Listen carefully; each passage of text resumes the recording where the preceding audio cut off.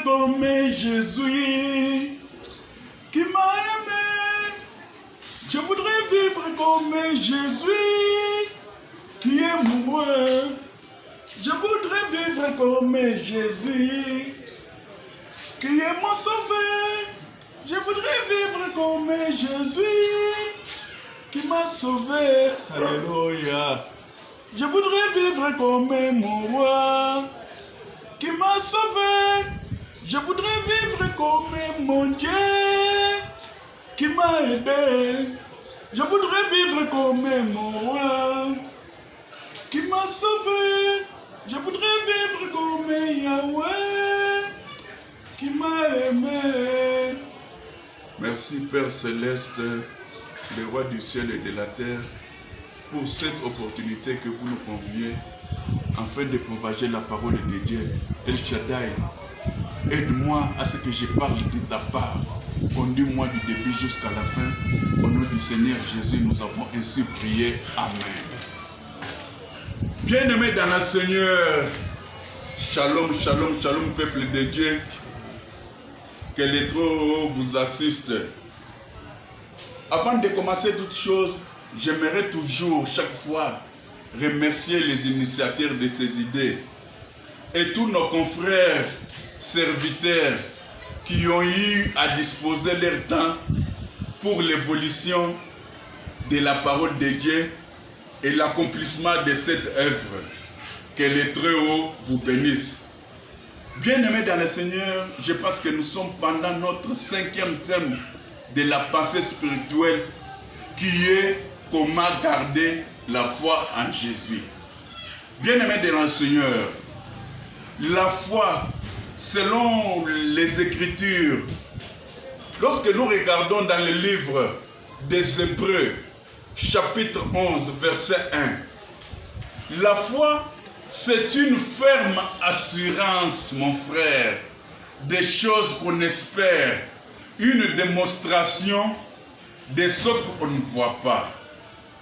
Et aussi, la foi, c'est une fidélité, c'est une exactitude à tenir et à remplir devant les promesses de Dieu. En d'autres termes, c'est aussi une confiance envers ton Dieu. Bien-aimés dans le Seigneur, il y a une question qui nous est posée. Comment garder la foi? Ah Yahweh.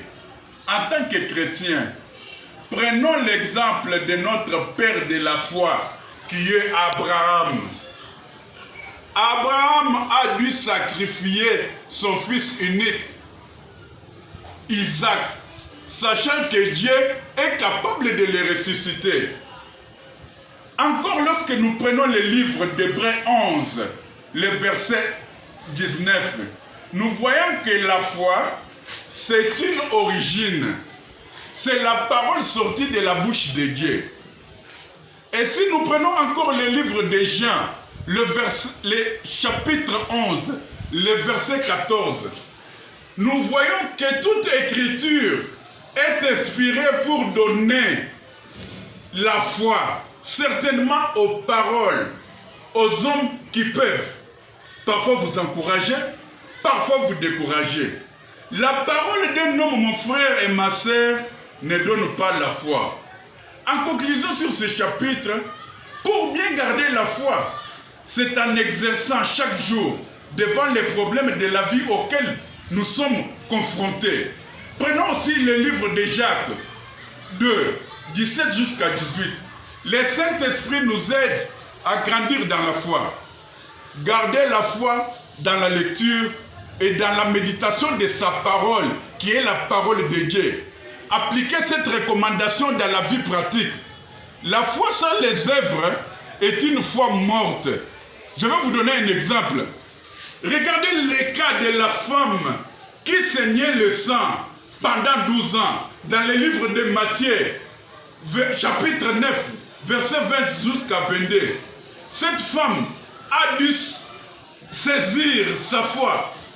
Elle a dit, je vais tirer le coin de l'habit de Jésus.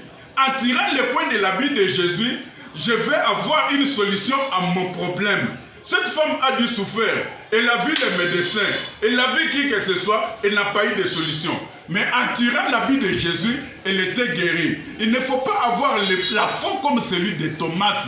Thomas était avec Jésus chaque temps. Mais Jésus, avant son départ, il a dit, je vais mourir, je vais ressusciter après 3 jours. Lorsque Jésus est apparu en face de ses disciples, Thomas n'a pas accepté que c'était Jésus. Il a dit, je vais mettre ma main dans les côtes de Jésus pour savoir que c'était Jésus. C'est une mauvaise foi.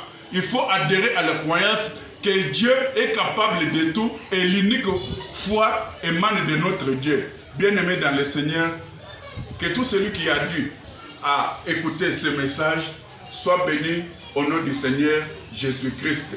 Ciao, que l'Éternel vous bénisse.